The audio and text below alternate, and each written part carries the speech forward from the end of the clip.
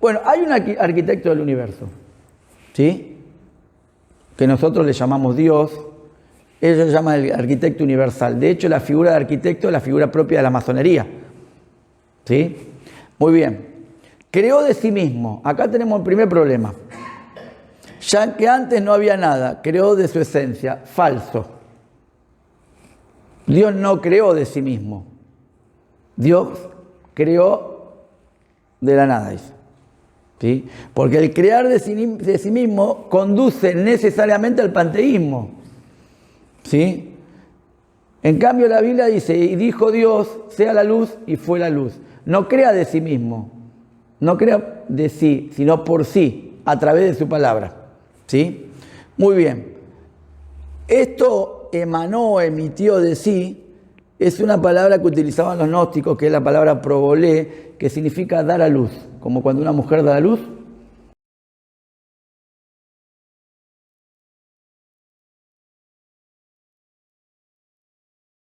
Amén, amén. Bueno, ¿cómo están?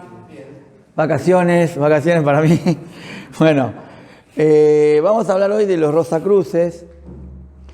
Según como ellos mismos se definen, es una sociedad discreta, ya no secreta, digamos. Ellos dicen que es discreta porque hay ciertos conocimientos que los han dado a conocer, ¿sí?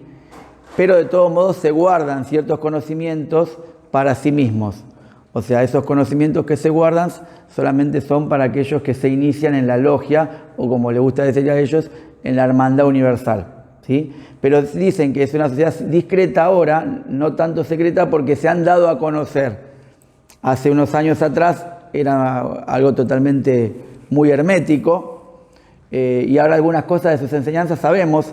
Por eso puedo yo hablar de las enseñanzas de los Rosacruces. Si no, tendría que ser Rosacruz para poder transmitir las enseñanzas, ¿sí? Muy bien, vamos a conocer un poquito de la historia, ¿sí? Bueno, ¿cuándo fue creada la orden?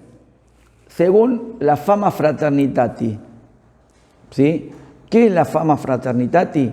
Es como si fuera la Biblia para nosotros, ¿sí? Esta fue publicada en 1614, ¿sí? Esa es una obra anónima, ¿sí? Que fue publicada en ese año por el Padre Divino y altamente iluminado, nuestro hermano Christian Rosenkrantz, ¿sí? El caballero Rosacruz, ¿sí? Christian Rosenkrantz aparece su historia, su vida en esta obra que se llama La Fama Fraternitatis, que es como si fuera para nosotros, insisto, la Biblia, digamos, ¿no? La obra sagrada para ellos. O el libro de los espíritus para los espiritistas, o Ciencia y Salud para la ciencia cristiana, ¿sí?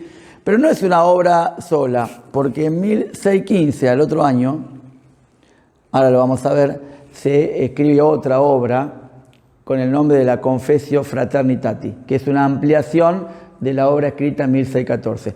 Es una obra anónima, ¿sí? Se cree que son una serie de iniciados, digamos, que la han escrito. Bueno, ahí la vemos. ¿Cuándo nació Christian Rosenkrantz? En 1378, ¿sí? Y muere en 1484. Esta obra es una obra esotérica que se publica en Kassel, en Alemania, ¿sí? Fíjense en la fecha, interesante, ¿no? 1614, ¿sí? Casi un siglo después de la Reforma Protestante, ¿no? En Alemania pasa todo lo bueno y todo lo malo, ¿no? Porque en Alemania también ha dado a grandes filósofos, casi los mejores, digamos, ¿no? Bueno, esta es una obra que, como dije recién, es anónima.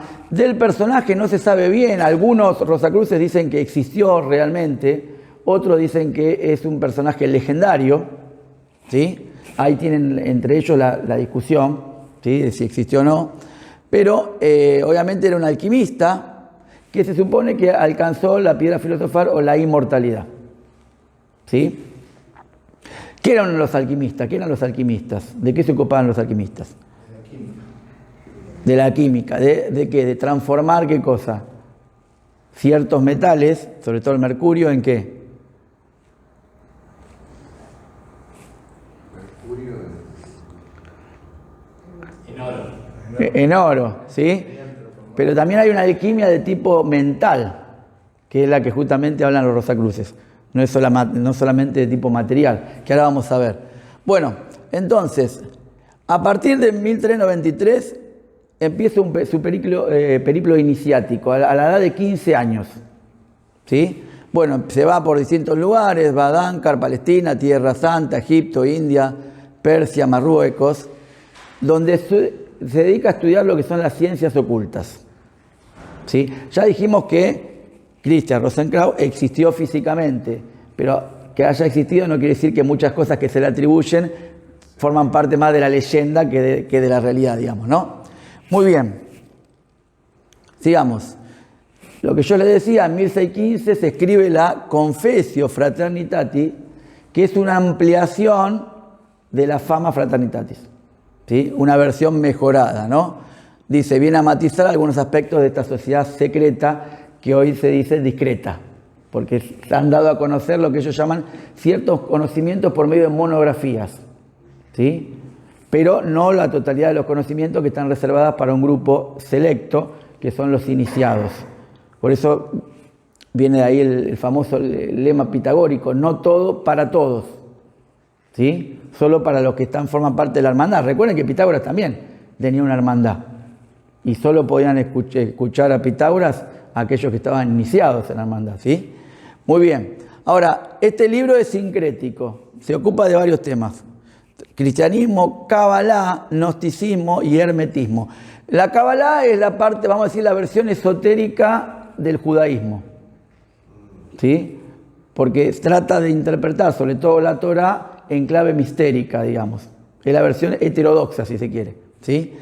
Bueno, el gnosticismo es una de las sectas más importantes que tuvo el cristianismo a partir del siglo II, ya inmersa en el siglo I también.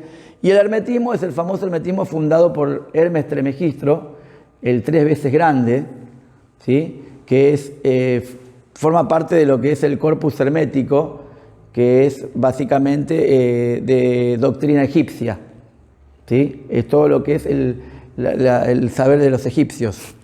Bueno, porque para hacerlo brevemente, ¿no? Si no tendríamos que explicar, estamos todo el día qué es la Kabbalah, podríamos hacer un café para cada cosa, digamos, ¿no? Muy bien, ahora en 1616 hay una tercera publicación, pero esta se llama Las bodas químicas de Christian Rosenkrantz. Y miren cómo aparece en París. Esto pasa en París, ¿no? En 1623. Aparecen en calle de París unos misteriosos carteles. Nosotros, diputados del Colegio Principal de la Rosa Cruz, tomamos morada visible e invisible en esta villa. O sea, en París, ¿no? Pero dijimos que Christian Rosenkrantz nació en Kassel, Alemania, ¿sí? Pero la morada que toma, el lugar que ocupan los Rosacruces, va a ser en Francia, ¿sí? Perdón, cuando ellos dicen nosotros diputados, ¿el significado de diputados es el mismo que nosotros conocemos ahora? Nosotros, diputados del Colegio Principal de la Rosa Cruz. Claro, pero serían diputados de un colegio donde todos tenían voto y demás. No, forman parte del Consejo de los Rosacruz. O sea, que hay también diputados, políticamente hablando, que son Rosacruz también. Pero digamos, eso se representa como un colegiado de personas que toman parte, dice, visible e invisible, digamos, ¿no? Bueno, entonces ya desde el siglo XX es una sociedad discreta, no secreta, porque hay una política de empezar a dar a conocer ciertos conocimientos, pero no todos, por supuesto, ¿no? Los conocimientos más importantes se los guardan para los que entran en la logia o en la hermandad. Por eso yo no les podría hablar de qué creen los Rosacruces realmente, porque yo les puedo hablar de lo que ellos transmiten y nosotros podemos conocer. Porque para transmitirles lo que ellos creen tendría que ser un iniciado en la logia. ¿Se entiende lo que digo? Sí, sí. Y bueno. Abajo dice esotérica, ¿verdad? Claro, sí, es una logia esotérica, porque hay ciertos conocimientos ocultos que pertenecen a una élite. Todas las logias se basan en el secretismo, ¿sí? Se basan en lo que tiene que ver con conocimientos graduales, o sea, los más iniciados tienen ciertos conocimientos que aquellos que recién comienzan. Es como una escuela de aprendizaje, digamos, ¿sí? Que van avanzando por grados. Muy bien. Ahora bien, Christian Rosenkrantz, según dice este libro, que es la Fama Fraternitatis, a los 5 años vio ejecutar a su familia, que era de origen cátaro. ¿Saben qué eran los cátaros? ¿Quiénes eran los cátaros? Un grupo francés. Sí. ¿Y de qué tipo? Bárbaro. No, bárbaro no. ¿Bárbaro en qué sentido? Eran unos renovadores de la iglesia, ¿no? Se supone que. Claro, que eran carismáticos, vienen a ser una especie de... Cátaros o albigenses. Claro, que le llamaban los... La ciudad de Albi. Exactamente, cátaros o albigenses, que eran los tembladores, le decían, porque temblaban en las reuniones porque supuestamente recibían cosas del Espíritu Santo. Bueno, ellos vio matar a su familia, ¿no? ¿Tienen que ver con los cuáqueros? Esos no. Parecidos eran, pero los cuáqueros son lo que dicen en inglés, son tembladores, pero los cátaros eran una especie de orden esotérica, digamos, secreta, una cosa... Bueno. Tuvieron influencia de los mauricianos. Claro, exactamente. Bueno, fue salvado por un monje albigense que lo llevó a un monasterio, ¿sí? O sea, mataron a su familia, pero él se salvó, digamos, ¿no? Muy bien. Y aprendió saberes antiguos, filosofía y demás. En sus viajes a Tierra Santa aprendió alquimia y ciencias ocultas. Su viaje más importante fue Damcar. ¿Era de origen judío, No. ¿Le conoce apellido? No, aparentemente no, ¿sí? Ahí encontró en Damcar este libro del mundo. Se supone que en este libro del mundo estaban todos los misterios y secretos del universo, ¿sí? Ahora, cuando él lo cuenta al monasterio lo que había descubierto, ¿qué pasa? Lo rechazan y lo comienzan a perseguir. Sí, esto dice la Fama Fraternitatis, ¿no? Que no fue escrita por Christian Rosenkrantz, es anónima. O sea, la Fama Fraternitatis habla de Christian Rosenkrantz. ¿Cuántos años hay entre esto y que vivió Rosenkrantz? Hay como 200 años. Claro, pero ahora vamos a ver por qué. Bueno, al final lo rechazan, lo persiguen, pero él se hizo de algunos seguidores. ¿Sí? De algunos seguidores. Pero, ahora vamos a ver por qué pasa eso. Cuando muere, la orden se disuelve, pero 120 años después de su muerte, ¿sí? Descubren su tumba y el cadáver estaba incorrupto. Entonces, eso hizo que volviera a surgir la orden Rosacruz. ¿Sí? Es allí que en esta obra, que es el Libro del Mundo, existen ciertos conocimientos que quedaron reservados para aquellos que formaban parte de la orden. ¿Sí?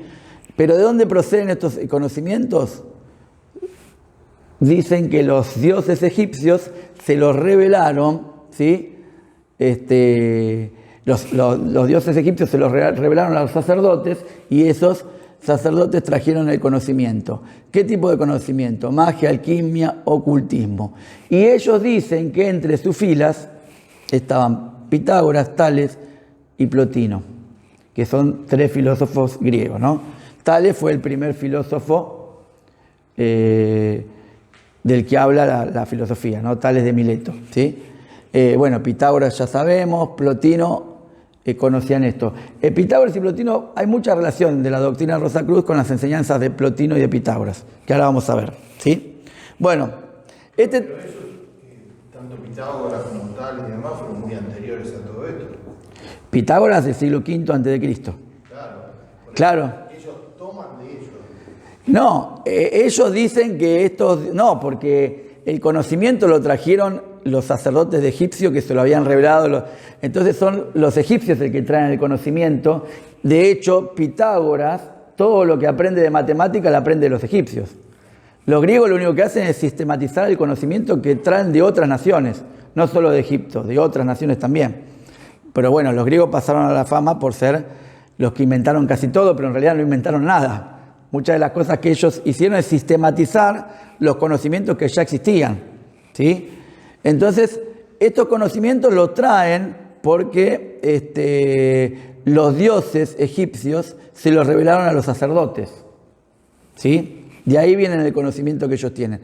Pero lo que están diciendo es que Tales, Pitágoras y Plotino ya tenían estos conocimientos, ¿sí?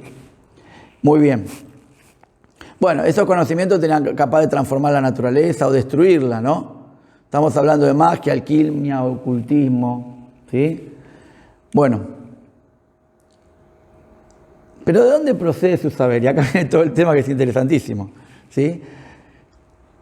Llegó a Europa esta sabiduría por los caminos de Oriente y hoy día forma parte de las internas enseñanzas de algunas de las mayores corrientes o fraternidades orientales. Y el antiguo axioma dice, mira hacia Oriente de donde viene la luz. O sea, toda la logia y la mayoría de las logias dicen que todo su conocimiento procede de Oriente. ¿Sí? De allí viene la luz. Bueno, los cristianos también tenemos un conocimiento que nos viene de Oriente. ¿Sí? Muy bien. Ahora, acá viene la gran historia de la Atlántida. ¿Sí? La Atlántida se supone que fue un continente donde existían cosas maravillosas, ciertos conocimientos y ciertos saberes que se han perdido. ¿Por qué? Porque este continente sufrió un cataclismo y desapareció, digamos. ¿Sí? Y con ese cataclismo desaparecieron todos los conocimientos que existían allí. Ahora, ¿qué dicen ellos? Que los antiguos adeptos que recogieron las enseñanzas esotéricas y reconstruyeron la doctrina secreta de los atlantes, hallaron una porción de su material en Egipto, India, Persia, Caldea, Media, China, Siria y Grecia, y en los míticos escritos de los hebreos como la Cábala y el Zohar. ¿Sí? O sea, esta isla, que dicen que era más grande que muchas otras que ahora vamos a ver, se hundió y con eso se perdieron todos los conocimientos, los grandes conocimientos, ¿no? Por tiempo los arqueólogos han tratado de saber dónde estaba la Atlántida, o sea, esta isla, digamos, ¿no? Y ahí tenemos versiones opuestas. Ahora bien, veamos esto. En un diálogo que escribió Platón, que se llama Critías, aparece esto de la Atlántida. Platón dice, 9000 años atrás hubo una guerra entre los pueblos que habitaban más acá y más allá de las columnas de Hércules, Atenas y la Federación de los Reyes de la Atlántida. La Atlántida, que se sumergió en el mar por causa de terremotos, tenía un tamaño más grande que la Libia y el Asia. Quedó reducida a un escollo que impide la navegación en esa parte de los mares. Platón menciona este lugar, esta isla, más grande que Libia y Asia, en Critías y en otro diálogo que se llama el Timeo. ¿Sí? En esta isla, ¿qué vivían? Los atlantes. ¿Qué tenían los atlantes? Ciertos conocimientos secretos y místicos que quedaron ocultos al resto, pero que pudieron ser rescatados y transmitidos por ciertas personas en ciertos lugares del mundo, en la India, etc. ¿Sí? Ellos, los Rosacruces, dicen ser herederos de estos conocimientos que tenían los atlantes. Ahora bien, cuando uno va a hablar y va a leer a Platón acerca de la ciudad de la Atlántida, Platón dice que era una ciudad que fue destruida no por los grandes conocimientos, sino por las grandes perversiones. ¿Sí?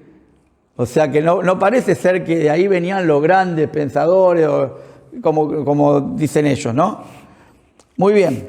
Pero bueno, esta es como sería el relato mítico que fundamenta el origen secreto de sus enseñanzas. No solo secreto, el origen secreto y a la vez fundante de sus enseñanzas. Una antigua isla perdida. ¿Sí? Muy bien. Esta sería la isla, bueno, esa imagen obviamente, mencionada por Platón en el Timeo y en el Critías. ¿Sí? Una civilización sumergida en la que supuestamente los hombres tenían contacto con los dioses le transmitían esas enseñanzas y después, al hundirse esa isla, ciertos conocimientos quedaron al resguardo de aquellos que fueron los que vivieron allí, lograron sobrevivir de alguna manera y la transmitieron en distintas partes del mundo. ¿Sí? Ese es el relato. Después uno tiene que tener una gran imaginación para querer todo eso, ¿no? Muy bien. ¿Cuál es la propuesta de la Fama Fraternitati? La Fama Fraternitati, recuerden que es el libro como el libro sagrado de los Rosacruces. ¿Sí? Invita a todas las personas a que se unan a los ideales Rosacruces. Propone una reforma general del mundo basada en el humanismo. La idea de que el hombre puede es la idea básica del humanismo. Poner al centro al hombre, ¿sí? Propone una revolución interior para cambiar la sociedad. Y ahí después vamos a discutir si es lo mismo ser libres pensadores que pensadores libres. Es un temazo ese. Ay, Carlitos, nos vamos a agarrar, porque es lo que ellos proponen. Bueno, los escritos fueron realizados por varios autores anónimos. ¿Cuál es el objetivo de la orden? La conexión con lo espiritual. ¿Sí? La conexión del ser humano, la conexión espiritual con el universo. ¿Sí? Y esta orden está abierta a cualquier persona sin raza, religión o clase social. Miren esta divisa: la mayor tolerancia dentro de la más estricta independencia. ¿Qué quiere decir eso? Respetaban lo que cada uno pensaba.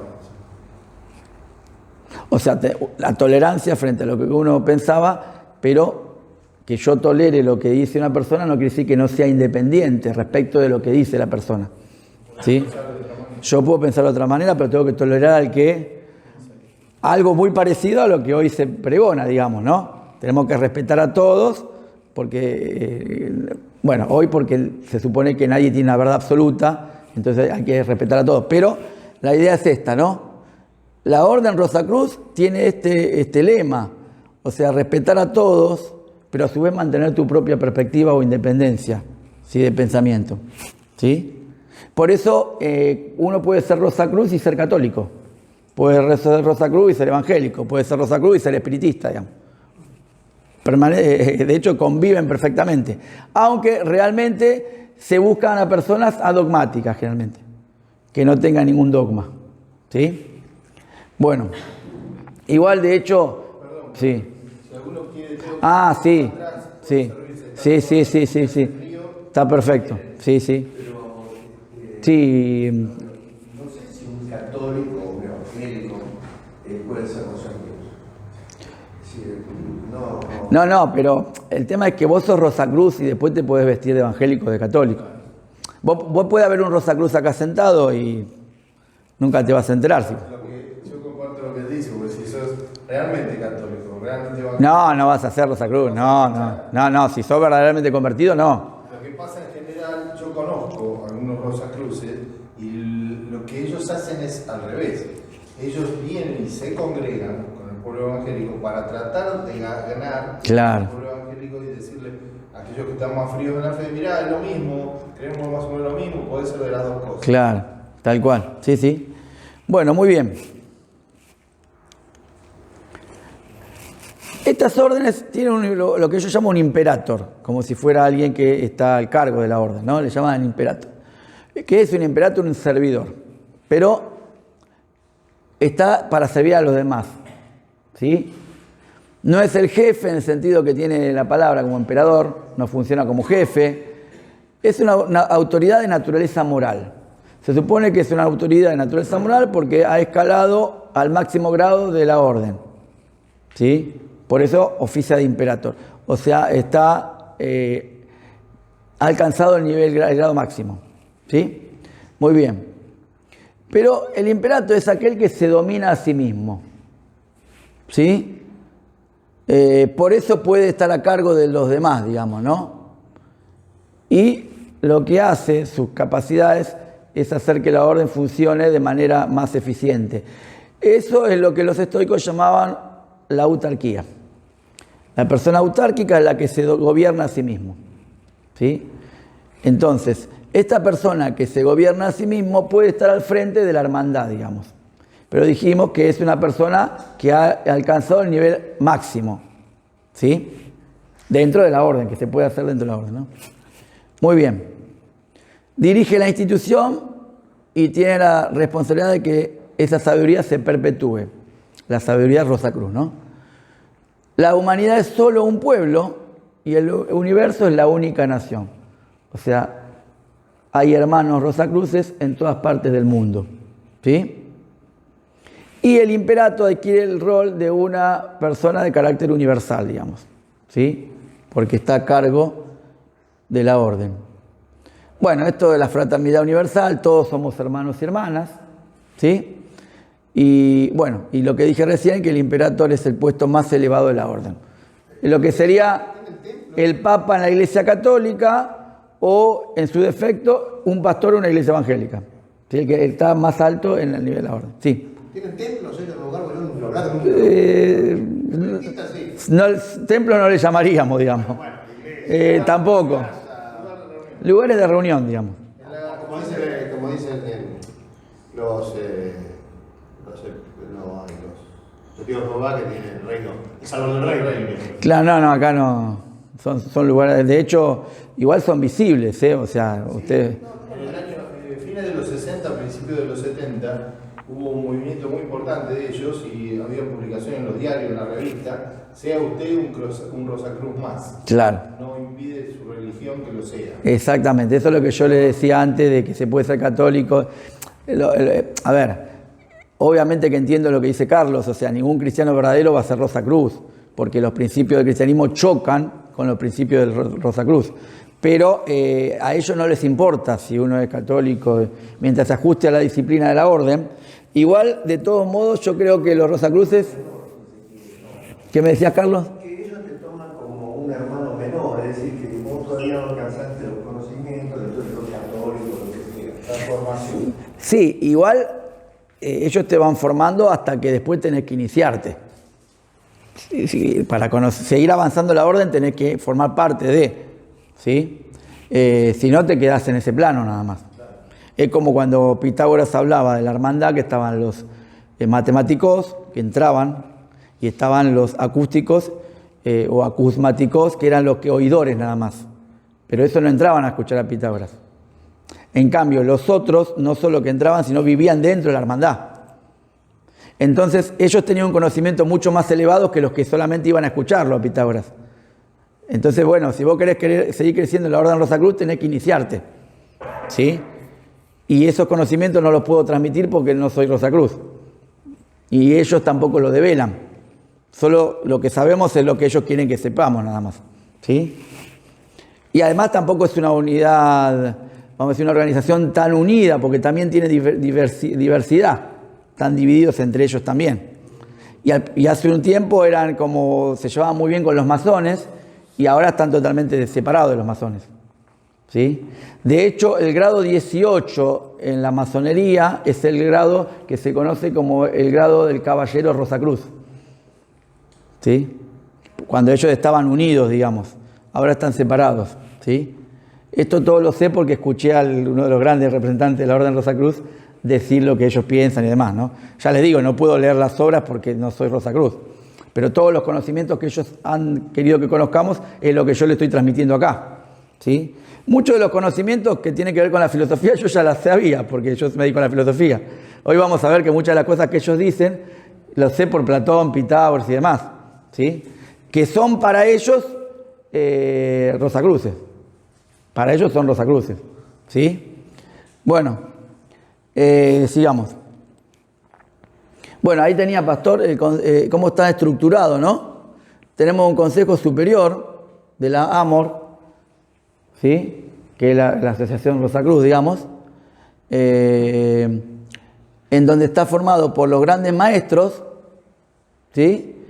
Pero cada jurisdicción está dirigida por un gran maestro elegido, que ellos le llaman imperator, o dependen los nombres, pero digamos ese es el gran maestro, ¿no?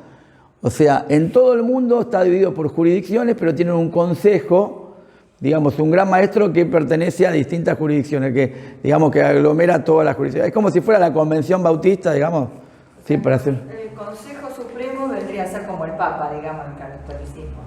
Claro, ahí estarían, digamos, todos los grandes maestros del mundo. Porque las logias están divididas, tienen a cada una de ellas un maestro. O sea, todos los maestros del mundo forman parte de ese Consejo Supremo. Y ¿sí? los envían de un lado a otro. Exactamente. Vos conocés a uno. ¿A quién? El tío de Vespiate, Renato. Ah, mira. Bueno, él era Rosacruz y fue fue creciendo en rango en la Claro, Argentina, claro. y lo mandaron a Estados Unidos. Sí, claro, vos formás parte ya de... a ver, tiene la misma lógica que las iglesias evangélicas, ¿no? Cuando un pastor va y predica en otra iglesia. Es como lo mandan como misionero. Sí, son misioneros, sí, porque trabajan de esa manera, digamos, ¿no? Entonces ahí tenemos la organización, la estructura, digamos, ¿no? Muy bien. No es una institución de autoayuda. Ellos, lo primero que dicen... Sí. No, decilo. No quiero discriminar a nadie acá adentro, ¿no? Pero el símbolo que lo distinguía a él cuando lo mandan a Estados Unidos era la barba blanca. Claro, sí. Yo no, ahora me dejaste dudar a mí, yo acá, sí. Tuve un vecino Rosacruz que alguna vez conté que me quería llevar para ese lado. Yo a Carlos lo conozco hace 10 años, así que yo no sé, siempre tuvo barba, sí. Lo que pasa es que antes, hace 10 años, era más joven, igual que yo, tenía barba de otro color ya. Tenía más gris. Bueno, entonces, no es una organización de autoayuda, ¿sí? Tampoco es una religión, como la entendemos nosotros. No es un grupo de expresión política, ¿sí? Si bien hay muchos que están metidos en la política, en los altos más importantes, en los cargos más importantes, no. Es una hermandad mundial, ¿sí? Que se dedica al estudio de las leyes naturales. Dice que todos pueden conocer y busca un conocimiento para que se pueda vivir en plenitud, tanto material, intelectual y espiritual. ¿Sí? Y ellos dicen que el conocimiento que transmiten sirve para que vivamos mejor. ¿Qué van a decir? No van a decir que sí, sirve para que vivamos mejor. Muy bien, entonces no es religión, no es expresión política, no es autoayuda, es una hermandad mundial, estructurada como vimos anteriormente. Muy bien. ¿A quién va dirigida? Y acá, miren qué interesante. Está dirigida ante todo a espíritus abiertos y esclarecidos, liberados de todo dogmatismo y de todo sectarismo. En realidad, ellos buscan personas, sobre todo, que no tengan ningún tipo de ideologías, ni políticas ni religiosas, ¿sí? Pero bueno, tampoco les molesta si uno... ¿sí? Pero en realidad buscan personas... ¿Cómo? No podrían hacer su trabajo si vos venís con un... Claro, exactamente. No podés tener prejuicios en ese sentido. Tenés que ser adogmáticos, sin ningún dogma. Es difícil porque casi todos los seres humanos tienen dogmas, ya sean de fe o de razón, pero se busca personas no fanáticas en todo caso. ¿Sí? Muy bien. Bueno, estos son algunos de los temas que estudian. ¿Sí? El origen del universo, la estructura de la materia, el tiempo y el espacio, las leyes de la vida, las fases de la conciencia, los fenómenos psíquicos, la naturaleza de los sueños. Bueno, ahí les dejo una lista importante. ¿Sí? Entonces, si no es todo eso que dijimos, ¿qué es la Orden Rosacruz? Ellos dicen que, además de ser una fraternidad universal, es una escuela de sabiduría. Es una escuela de sabiduría que trata de compartir ese espíritu y la sabiduría de la verdadera Rosacruz. ¿Sí? Y la verdadera Rosacruz, ellos dicen que es un estado de naturaleza espiritual, porque también tiene la misma lógica que los gnósticos, que el verdadero ser es espiritual, neumático y no material. ¿Sí? Entonces, ¿cómo se simboliza? Ahí viene el símbolo Rosacruz. La cruz es el ser humano, representa el cuerpo, y la rosa es el alma, la personalidad que se va abriendo. ¿Sí? Acá lo puse, ahí tienen. ¿Ven? La cruz es el cuerpo y la rosa es el alma que se va abriendo a nuevas oportunidades. Es el renacer. Porque los rosacruces también creen en la reencarnación. Ahora lo vamos a ver. ¿Sí? En la reencarnación. ¿Sí? Entonces la flor está en el centro, porque en el centro del ser humano está el alma, digamos. ¿Sí? Y el cuerpo viene a ser algo que para ellos es algo como que debe desaparecer, digamos, ¿no? No es lo importante el cuerpo. Ahora lo vamos a ver. Sí. ¿El fundador es su verdadero nombre ese? Sí. Sí. Y porque tiene Rosencrantz, Sí. Rosacruz, la cruz y la rosa. No, es lo mismo. Lo que pasa es que ese nombre, esa persona sale de la Fama Fraternitatis. Pero el símbolo de la rosa y la cruz. No, símbolos de la rosa y la cruz hay varios. Tiene como un cierto. Que tiene que ver con el nombre. Se trata con el apellido. Por la cruz y la rosa. No. Por ahí debe Sí. de ser una adopción castellana. Claro, no. De todos modos, lo que significa es que la cruz simboliza el cuerpo del ser humano y la rosa. Vieron que hay mucha gente que se tatúa, se pone la rosa en el brazo y demás. Y bueno, hay muchos que lo hacen porque son rosacruces y otras porque les gusta la rosa, pero hay muchos que iniciados que tienen ese símbolo en el brazo y demás, ¿no? Bueno, pero lo hacen porque seguramente están dentro de esta perspectiva de pensamiento, ¿sí? Muy bien. Veamos qué dicen que es la rosa Rosacruz. ¿Se distingue de las religiones en qué sentido? Bueno, no se imponen normas de pensamiento. No habría algo así como una especie de reglas de fe, claro, o reglas de fe, ¿sí? Ni de ciencias, ni se pretende adhesión completa. O sea, esto es importante, vos podés ser Rosacruz y pensar distinto que otro Rosacruz. ¿Sí? Les interesa ser seres humanos libres, y acá lo que la Biblia enseña, ¿no? Que es lo que Satanás le promete a Adán, ¿no? Cuando le dice, y seréis como dioses y demás, le está prometiendo, y conoceréis todos los secretos y demás, le está prometiendo ese tipo de libertad, digamos, ¿no? Cuando es libre no está sujeta en su conciencia, no puede ser dominado, está en el lugar que le corresponde. Bueno, yo lo que le puse ahí, que la verdadera libertad la otorga Cristo, ¿sí? Que es la libertad de tipo espiritual, no depende de el pensamiento que uno tenga, digamos, ¿sí? Ahora bien, las religiones, ¿qué hacen? Dicen ellos, dominar la conciencia y reducirlos a la esclavitud. Es una tesis muy de Feuerbach, también de Marx. La religión es el opio de los pueblos porque adormece la conciencia y hace que las personas se ocupen de algo superior porque están siendo explotadas en el aquí y ahora. Eso ya lo dijo Feuerbach y Marx, pero lo retoman los Rosacruces. Pero los Rosacruces retoman, porque los Rosacruces básicamente toman de distintas filosofías lo que ellos consideran lo más interesante, digamos, ¿no? En ese sentido, decir que la religión o las religiones someten a las personas a la esclavitud, lo que están diciendo es que nos llenan de dogmas, y los dogmas de alguna manera no nos dejan pensar en forma libre, porque si nosotros creemos en la Trinidad, no puede haber alguien que sea cristiano y diga que la Trinidad no existe, o que es un error. Más allá de que ya sabemos que en la historia del cristianismo ese dogma fue discutido, debatido, se han matado entre los propios cristianos, digamos, entre los arrianos, bueno, pero digamos que no puede pasar eso, que cada uno de nosotros, dentro de nuestra religión o nuestra confesión de fe, pensáramos en cuestiones fundamentales distintos. No hablo de cuestiones secundarias, ¿sí? Porque si no, bueno, ellos sí, en la Orden Rosacruz se puede pensar distinto, digamos.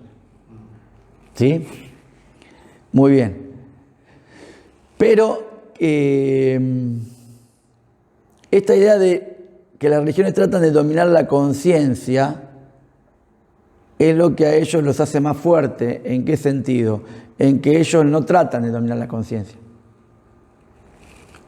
Hasta cierto punto, porque cuando vos tenés que iniciarte en los misterios, ahí tenés que aceptar la disciplina que te imponen, digamos. ¿Sí? Pero mientras estés por afuera, Sos muy libre hasta que querés entrar. cuando entrás tenés que cumplir con ciertos ritos de iniciación y ahí no podés decir, no, mirá, yo no quiero participar de este rito. ¿Sí? Muy bien. El verdadero concepto de la palabra religión, que ya lo sabemos, del latín religare, volver a unir o atar, para ellos, ¿qué es lo que hay que volver a unir o atar? El ser humano externo con su verdadera naturaleza o esencia, que es lo interior. Eso es un neognosticismo. Ya lo habíamos visto con la ciencia cristiana. ¿Sí? O sea, el verdadero ser humano, ¿cuál es? El interior, no el exterior. ¿Y qué es lo que hay que unir? lo exterior con lo interior, digamos. ¿Qué quiere decir esto? Bueno, la verdadera naturaleza que es interior hay que unirla con lo exterior, digamos, ¿sí? Pero ellos dicen que se ha perdido ese contacto con su verdadera esencia, que no es de naturaleza física, sino que es de naturaleza espiritual. Esto es lo mismo con Platón, ¿se acuerdan con Platón? Que Platón decía que conocer es, ¿qué cosa? Es reconocer, ¿sí? Que vivimos en el olvido del ser, que lo que nosotros somos es realmente un alma que está encarcelada en un cuerpo, en lo que algunos llaman la Trinidad satánica, el tiempo, el espacio y la materia. O sea, el verdadero ser nuestro, que es de tipo neumático, espiritual, está encerrada en esta Trinidad satánica, es el cuerpo, el tiempo y el espacio. ¿Se entiende? Trinidad satánica le llaman ellos, ¿no? Entonces, lo verdadero, lo que hace verdaderamente un ser humano es la parte interior, que es la parte neumática. Es neognosticismo porque los gnósticos decían lo mismo, digamos, que el verdadero ser era de naturaleza neumático y que procedía de la simiente espiritual del mundo superior, digamos, de Dios. Lo estoy simplificando todo, como para no avanzar mucho en eso. Muy bien. Ahora, cuando nosotros logramos conectar al verdadero ser humano con su propia esencialidad, entonces eso nos permite vivir completos, o vivir mejor, digamos, ¿sí? Muy bien. ¿Cómo alcanzamos esas potencialidades? A través de enseñanzas prácticas y de lecciones. Ellos imparten ciertas lecciones, ¿sí? A los que están interesados en conocer su doctrina, ¿no? Muy bien. Son todas lecciones de naturaleza básicamente filosófica, ¿sí? Y eso te ayudan a vivir mejor, dice, a tener una mejor actitud frente a la vida. No imparten conocimientos, sino comparten los conocimientos aprendidos. Eso es distinto, impartir que compartir. Porque impartir significa estar dentro de la lógica del dogmatismo. En cambio, compartir es mostrar a los demás lo que ellos conocen, digamos. Pero comparten solamente las cosas de acuerdo al grado que tiene cada Rosacruz, digamos. A un nivel mayor se le comparten conocimientos mayores y a otros menores. Así van escalando en la... ¿Se entiende? Muy bien. ¿Qué es el ser humano? Todos somos diferentes, pero comparten la misma esencia. Podemos ayudarnos en la búsqueda del conocimiento para que cada uno sea libre y completo. Bueno, es la idea del gnosticismo también, buscar que uno sea completo. Y la Biblia dice que nosotros ya estamos completos en Cristo. No necesitamos ser libres y completos, ya estamos completos en Cristo. De hecho, cuando el apóstol Pablo escribe a los colosenses, que era justamente la ciudad donde más gnóstico había, y una epístola totalmente antinóstica, ¿qué dice en Colosenses 2:9? Porque en él Cristo habita corporalmente toda la plenitud de la deidad. O sea, que todo lo que Dios es está en Cristo, digamos. Y nosotros al conocer a Cristo ya estamos completos. No necesitamos ningún otro conocimiento, ¿sí? O sea que ellos repiten las mismas cosas que Pablo estaba diciendo en contra de los gnósticos que estaban en Colosas, ¿sí? Muy bien. ¿Cómo se concilia esa plenitud, digamos, de la que hablábamos, ¿no? Con la recepción... ¿no? Sí. Con el pensamiento de Pablo de que uno está en un nivel de tomar leche, otro está en un nivel un poco más allá, otro ya puede comer carne, es decir, hay como una estratificación, ¿no? Somos completos, pero tenemos un camino que recorrer, o conocimientos para adquirir, porque si no Pablo no le diría, mira, cuidado, no le cuentes de estas cosas, ¿viste? Es decir, hay también en el cristianismo, en la iglesia primitiva, como niveles a los que uno tiene que ir accediendo. Claro, lo del completo puede ser con respecto a la salvación, pero en el desarrollo de la vida, no sé si... No, es que con respecto a la salvación, justamente, estamos completos. Pues nosotros tenemos el Espíritu Santo, digamos, eso es lo que nos hace completos, digamos. Porque el Espíritu Santo no es que se va completando, como enseñan algunos, ¿no? Tenemos medio Espíritu Santo, después lo vamos llenando, estamos llenos del Espíritu Santo. Lo que pasa es que el nivel de conocimiento que vamos adquiriendo, eso hace que eso surge cuando le damos lugar al Espíritu Santo. No es, o sea, estar lleno del Espíritu Santo no es tener más del Espíritu Santo, es que el Espíritu Santo tenga más de nuestra naturaleza pecaminosa. Pero nosotros ya estamos completos en Cristo, porque Cristo murió por nosotros y nosotros lo aceptamos y hemos recibido el Espíritu Santo. Es el Paráclitos, es alguien llamado a nuestro lado. Claro, pero igualmente dentro de nuestras iglesias vamos avanzando en nuestro Sí, conocimiento. en el conocimiento de Cristo, digamos, tal cual. Sí, sí.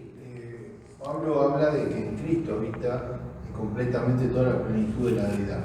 Y nosotros estamos en lo que se llama el camino de la santificación. El camino de la santificación comienza cuando nosotros abrimos nuestro corazón, recibimos a Cristo en nuestro corazón. De allí la obra del Espíritu Santo permanentemente es hacernos crecer en Cristo. Por eso, como bien citaba Carlos, él dice a los creyentes más nuevos, no he podido daros a comer vianda. Claro. Todavía tienen que tomar leche. Exactamente. Porque vamos creciendo. ¿Cómo se crece? En Santiago capítulo 1 habla, bienaventurado el varón que es sometido a diversas pruebas. ¿Por qué? Porque la prueba produce paciencia. Exacto. Distintas circunstancias que el Señor permite que pasen en nuestra vida activan en nosotros ese proceso de santificación. ¿Cuándo se va a completar? Cuando tenemos la presencia de Dios. Tal cual, sí, sí. Cuando pasemos el umbral de la muerte y ya no haya secreto, porque muchas cosas para nosotros el Señor nos las revela en la medida que podemos entender, como así nosotros le revelamos a un nene no lo puede entender. No le- Tal cual. Bueno, pero por ahí lo que marca la diferencia el conocimiento, si lo pensamos en actividad académica, como una clase por recibir o algo secreto por recibir, me parece que por ahí pasa lo de estas sectas, así como sea esta o como la de... Que hay que escalar en el conocimiento para saltar del grado. Claro, pero hay un contenido conocible, intelectual, o para descubrir qué es lo que me hace completar la, Claro, sí. la grilla. Tal cual. Y el conocimiento que estamos hablando de fe cristiana no es un conocimiento meramente intelectual, es un conocimiento de una vivencia. de la vivencia de crecer en Cristo, que no es opera lo intelectual porque no queda afuera, pero no está direccionado a esa clase Claro. que nos falta alcanzar. Aparte, Eso es más o menos lo que dice ahí, ¿no? Todos podemos ayudarnos en la búsqueda del conocimiento para que uno sea libre y completo en Cristo. O sea que... no. Eso lo agregué yo, lo de Cristo. A lo que apunto yo es ese pensamiento, Libre y completo, lo de Cristo lo puse yo, que es lo que creemos nosotros. pero es una consecuencia de la vida. Bueno, pero pará, vamos a distinguir planos. Para nuestra salvación solo basta que creamos. Cuando creemos en Cristo ya estamos completos en Él. ¿Sí? ¿Por qué? Porque nosotros recibimos el Espíritu Santo.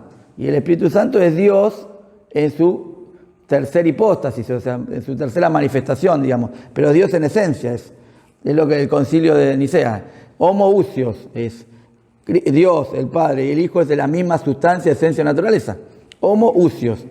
Bueno. El Espíritu fue en el otro concilio, no fue en ese. No, la Nicea fue. Sí, el concilio de Nicea donde... No, en el concilio de Nicea se determinó justamente la cláusula homoousios y después a esa cláusula se le opuso el homoiousios, la iota, para decir que Cristo es semejante a Dios pero que no es igual. Que eso lo hicieron los arrianos. Le opusieron la iota en griego, para decir, hablar de semejanza y no de igualdad. Nosotros creemos que son iguales, porque el Padre, el Hijo y el Espíritu Santo son coeternos, coiguales y consubstanciales, ¿sí? Pero volviendo al otro tema, nosotros estamos completos ya. Ahora, después sí, en la medida que vamos madurando y que le damos lugar al Espíritu Santo, vamos creciendo espiritualmente. Por supuesto que hay cristianos más maduros, como vos decías muy bien cuando Pablo le escribe a los Corintios, y hay cristianos más inmaduros. Pero todos están completos, igual, aún los inmaduros. porque ya tienen a Cristo. Lo que les falta es el proceso de conocimiento, digamos. ¿Y eso de qué depende? Del grado de compromiso que tenga cada persona. Por eso dice la palabra, no contristéis al Espíritu. Claro, además, sí. El maduro lo constrita, ¿sí? Lo recluye a un lugar de su corazón. Exacto. Ahora también te dice, vosotros que sois más espirituales, si alguna mano os sorprendió en alguna falta, vosotros que sois más espirituales, Claro. restaurarle. Exacto. Con ánimo pronto, con paciencia, para que pueda seguir avanzando. Y otra cosa más, después sí hubo en la historia de los filósofos cristianos, sobre todo por medio de Clemente de Alejandría, una especie de jerarquía en cuanto a los cristianos, digamos, ¿no? Porque cuando Clemente escribe, dice, escribe el pedagogo, que es para los cristianos iniciados. Después escribe el protréptico, que es para los cristianos más maduros. Y por último escribe las estrómatas, que era para los cristianos que han alcanzado un mayor conocimiento, que él le llamaba han alcanzado la verdadera gnosis, el verdadero conocimiento, que en oposición a la falsa gnosis que traían los gnósticos, ¿sí? Hay una jerarquización después que hace Clemente de Alejandría en cuanto al tipo de conocimiento que tienen ciertos cristianos: pedagogo, protréptico y estrómata. 3 obras escritas para 3 categorías de cristianos distintos. Pero bueno, eso tuvo un debate también. Sí, porque también después Lutero va a intervenir y va a decir solo escritura, que la escritura es de alcance para todos, ¿sí? Mientras que muchos grupos muy cerrados católicos decían, no, esto no lo puede interpretar cualquiera. Entonces, la escritura estaba en latín, la escritura no llegaba nunca al pueblo de Dios, era una cosa como una logia secreta que se estaba formando. Entonces, Dios viene a intervenir en la historia, a romper con eso. ¿Está bien? ¿A vos, Luis? La diferencia para mí radica, obviamente los términos son los mismos términos como libertad y completo. Sí, el término completo es pléroma, que pléroma es justamente, ustedes se acuerdan cuando vimos el gnosticismo, es el ámbito de la plenitud de los gnósticos. Por eso cuando Pablo escribe contra los gnósticos le dice, porque en él Cristo habita el pléroma, la plenitud. O sea que no tenemos que hablar de otro pléroma que en el que vive un Dios superior, como creían los gnósticos, sino que en Cristo está la plenitud. Ese es el pléroma. Y la palabra para libertad es eleuteria, pero habla de un tipo de libertad espiritual, digamos. A eso digo yo, digamos, ¿no? En el sentido de que sí, como decía Pablo y decía Carlos recién que viste, de acuerdo con ellos, porque yo estaba mirando desde cada perspectiva, la diferencia radica en que el objeto del conocimiento es distinto. Claro. ¿Por qué? Porque el cristianismo ve como objeto de conocimiento a Dios. Dios es el que le da la libertad y Dios es el que lo hace concreto. ¿Está bien? Habla de que en parte vemos como un espejo y después vamos a ver en plenitud, digamos, lo que es Dios en sí mismo, su naturaleza, presencia, digamos, ¿no? La completitud ahí está aquí hablando en ese sentido de una relación con Dios cercana, ¿no? Más cercana a lo que tenemos ahora en conocerlo. Claro. Realmente, digamos, ¿no? Ahí tenés como un objeto de conocimiento que está dado por Dios mismo. El objeto de conocimiento del cristianismo es Dios. Mientras que el objeto de conocimiento en la orden de los Rosacruces es una cuestión de un conocimiento intelectual que sirve como un medio para que el ser humano se pueda relacionar y vivir mejor y vivir de una manera, Sí, etcétera. hasta lo que no te inicia. Cuando uno se inicia empieza a correr lo espiritual ahí. Porque todos sabemos que el que está detrás de todas estas iniciaciones justamente es el mismo de siempre, digamos. Es Satanás. Es meramente humanista, digamos. Sí, es que es humanista. Sí. No. Pero le pasa que se entra por el humanismo y se termina el espiritualismo después. ¿Sí? Porque los grados de iniciación comprometen ciertas decisiones que tiene que tomar el ser humano, digamos, ¿no? De todos modos, cuando dice hay personas que tienen un nivel de conciencia inferior, que no les necesita buscar con más cosas profundas, son los que en el valentinismo, en el sistema gnóstico valentiniano, eran los gílicos. Los gílicos eran los que, de alguna manera, iban a ser destruidos porque no procedían de la simiente superior. Bueno, tengo que explicar todo, es un tema, porque es muy profundo esto. Porque dentro de la antropología gnóstica había 3 tipos de seres humanos: los neumáticos, los psíquicos y los gílicos. Los neumáticos eran los seres espirituales, los espirituales. Esos no necesitaban salvarse, ya eran salvos por naturaleza, porque procedían de la simiente espiritual del pléroma. Después estaban los psíquicos, que eran los cristianos comunes, decían ellos. Ellos necesitaban ser ayudados por los neumáticos. Y ellos podían salvarse, pero no iban a entrar en el pleroma, sino una especie de lugar intermedio que le llamaban la ogdógoda. Y por último estaban los gílicos estos, que eran de tal nivel de conciencia inferior, que eran seres materiales que iban a ser destruidos directamente. Bueno, cuando ellos dicen, hay personas que tienen un nivel de conciencia inferior, que no les posibilita buscar cosas más profundas, son los que en el valentinismo eran los gílicos. Esto es, las personas que de alguna forma estaban destinadas a la condenación o a la perdición por su naturaleza lódica, por ser materiales, de barro, digamos. ¿Sí? Pero bueno, es lo que están diciendo de alguna manera, que muchas personas no tienen el conocimiento verdadero y por eso no pueden pertenecer a la orden Rosacruz tampoco, ¿sí? Porque no tienen este conocimiento fundamental que significa estar completos, ¿sí? O sea que es bastante elitista. Sí, por supuesto, sí, sí. Esa segunda frase donde dice, todos podemos ayudarnos, no es todos. No, bueno, es lo que ellos te dicen, pero que en la práctica no. A ver, no solo son elitistas, necesitan ser elitistas, digamos, ¿sí? Porque si no, no pueden gobernar a nadie, digamos. Son elitistas, son secretistas, y bueno. Sí, ya el hecho de tener cosas secretas, que solamente el que se mete adentro la puede descubrir. Tal cual. Bueno, no da tanta libertad al que entra. No. Lo que pasa es que uno entra bajo la idea de escalar en el conocimiento, el grado de conocimiento, pero llega un momento donde después ya no puede salir más de ahí. ¿Sí? ¿No hay arrepentidos, vamos a decir? ¿Que salgan? Sí. No, hay gente que no sale, o sea, como nunca entró, pero sí participó de los que ellos llaman las monografías. Porque en todos estos movimientos, y más extendidos en el tiempo, ¿no? Siempre algún problema interpersonal, alguna puja de poder, algo que haga que alguno Sí. se desequilibre y suelte lo que... Que alguno se alcanzó por el mensaje de salvación. También. Sí, bueno, a veces esa puja de poder genera que las órdenes se vayan fragmentando y surjan nuevas órdenes, digamos. Sí, fragmentaciones han tenido. Para acceder a ciertas doctrinas o acceder a ciertas especulaciones que hacen, es raro que se mantengan tan herméticos. Bueno, La masonería. la masonería también, ¿no? Sí. Muchos hechos de la historia que han sido marcados por decisiones masones. Sí, sí. El encuentro de San Martín y Bolívar en aquí. Sí, ni hablar. Bueno, a ver, vamos a decir la verdad.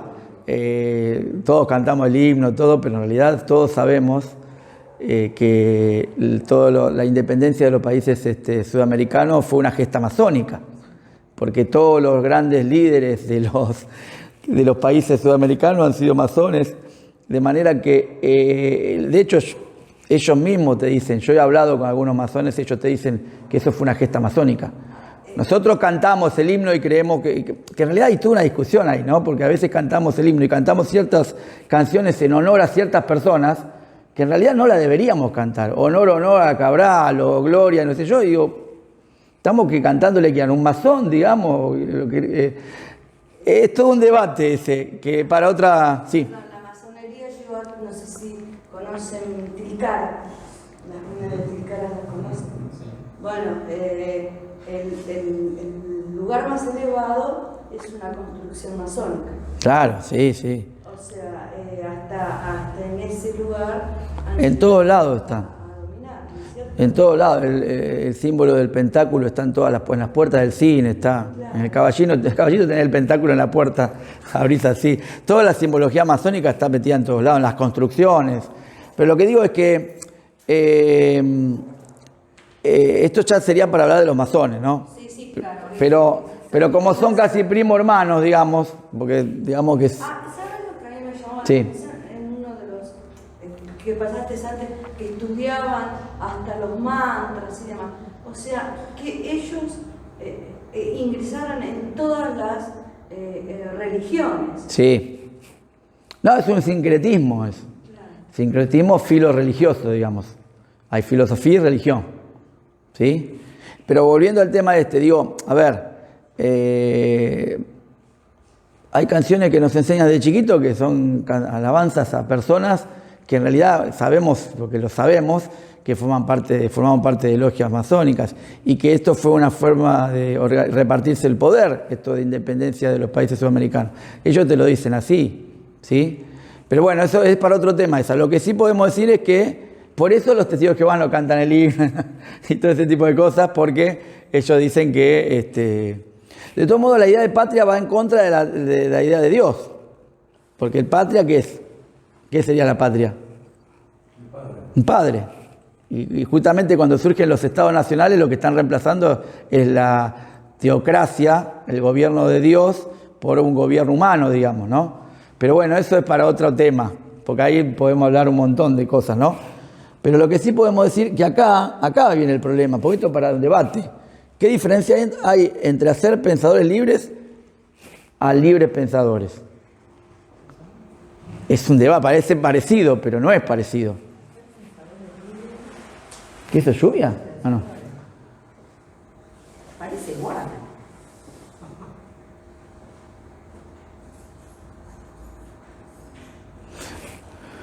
Uno puede ser libre cuando eleva su conciencia a lo que ellos llaman el creador o el arquitecto universal. ¿Sí? Cuando puede conectarse o establecer un contacto con ese creador universal. ¿Sí? ¿Pero de qué tipo el contacto? ¿Es un contacto de tipo intelectual meramente? No. ¿Es un contacto de qué tipo? Espiritual, neumático, ¿sí? Místico sería, pero no es de tipo intelectual meramente.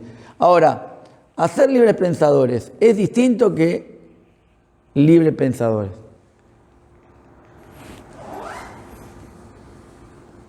A ver, lo vamos a decir de otra manera.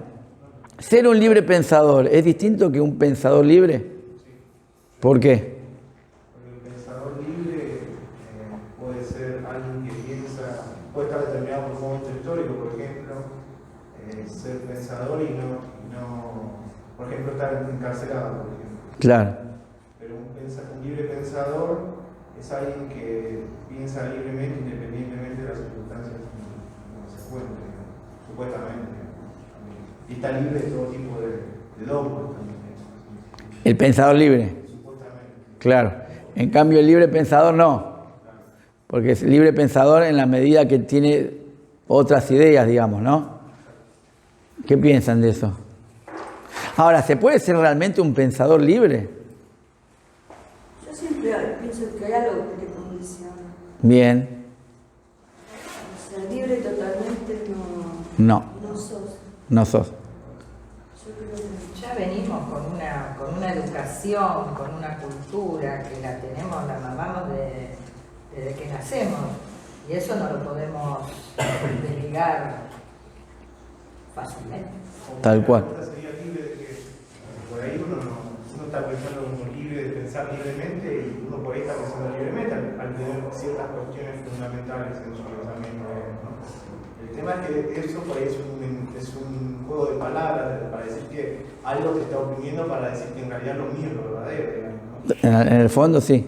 Yo soy el que piensa libre, vos no. Claro. Sí. Esas palabras también tienen un juego. Sí, lo que se quiere decir en el fondo que si te unís a la Orden Rosa Cruz vas a ser un pensador libre, no meramente un libre pensador. ¿Sí? Pero como vos bien decís, en realidad no terminás siendo un pensador libre, porque terminás aceptando ciertas enseñanzas que te transmiten en la Orden. ¿Sí?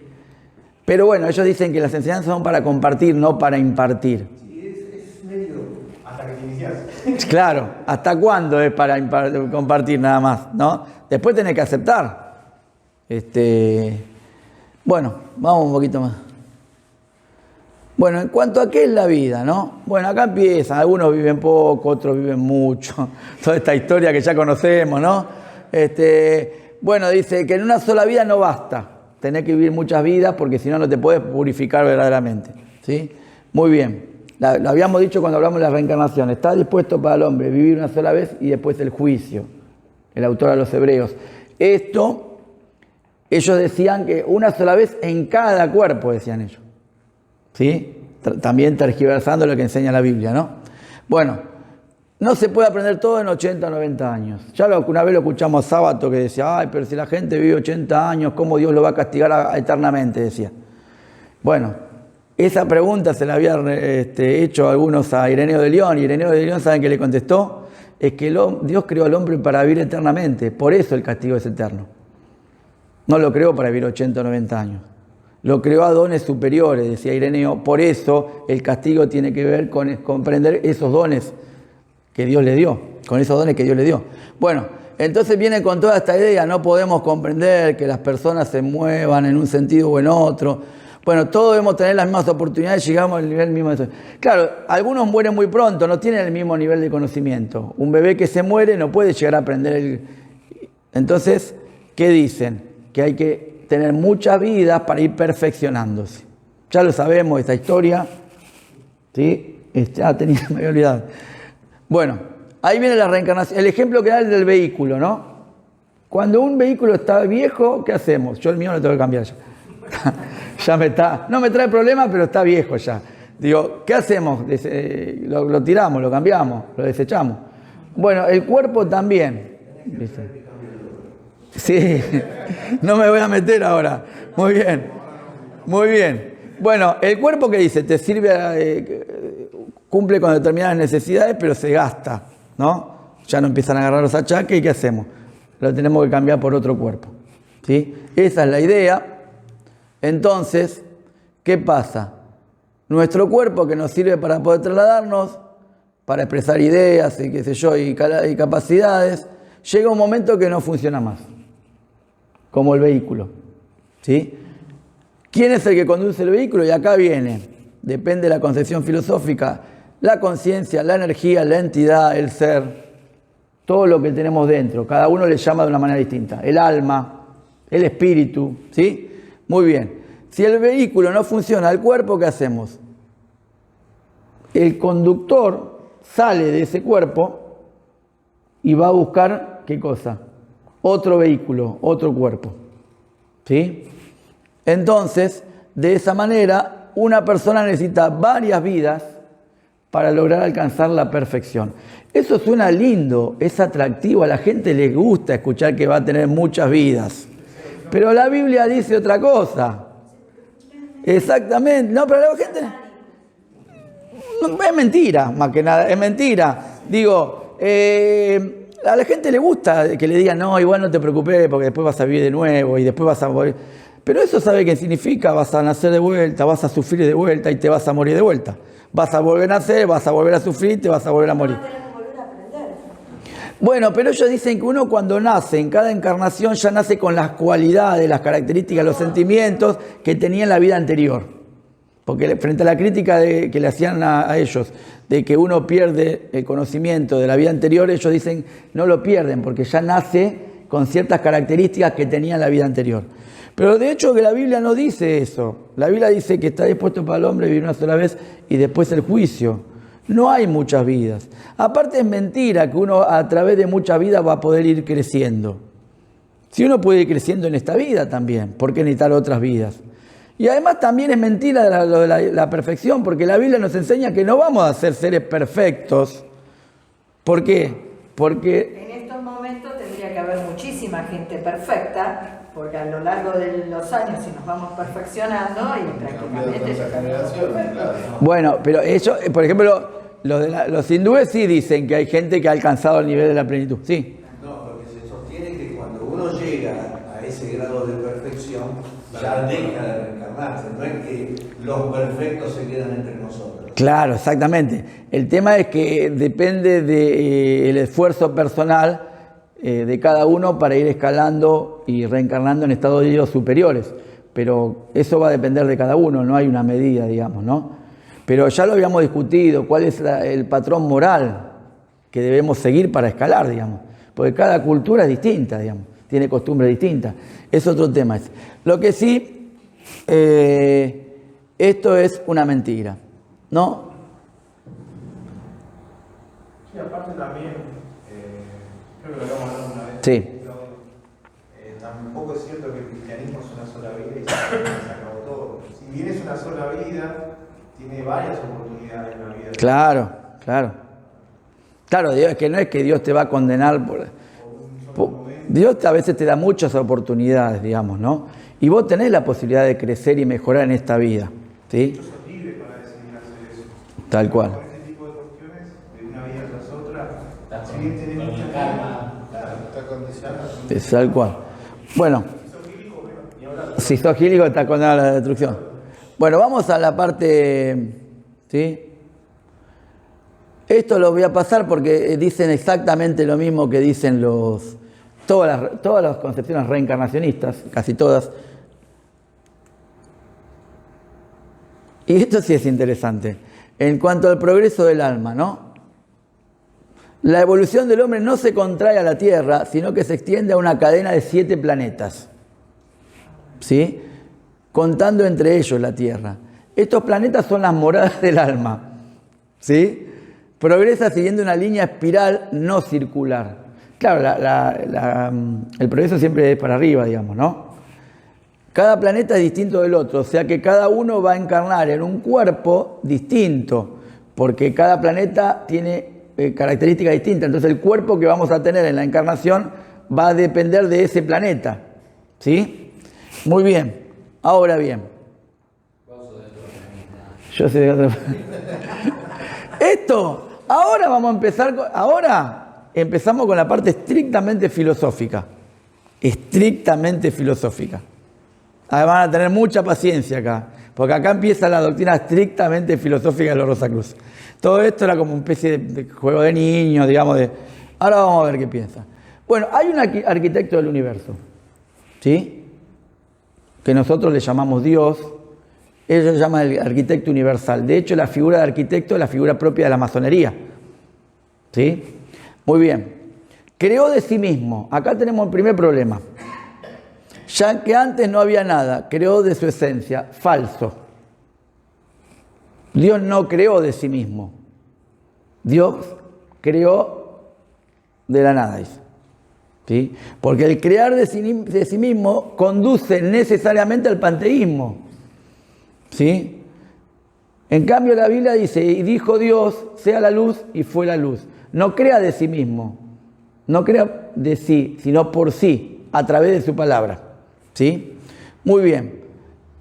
Esto emitió de sí, es una palabra que utilizaban los gnósticos, que es la palabra probolé, que significa dar a luz, como cuando una mujer da a luz. Bueno, ahora puede dar a luz cualquiera.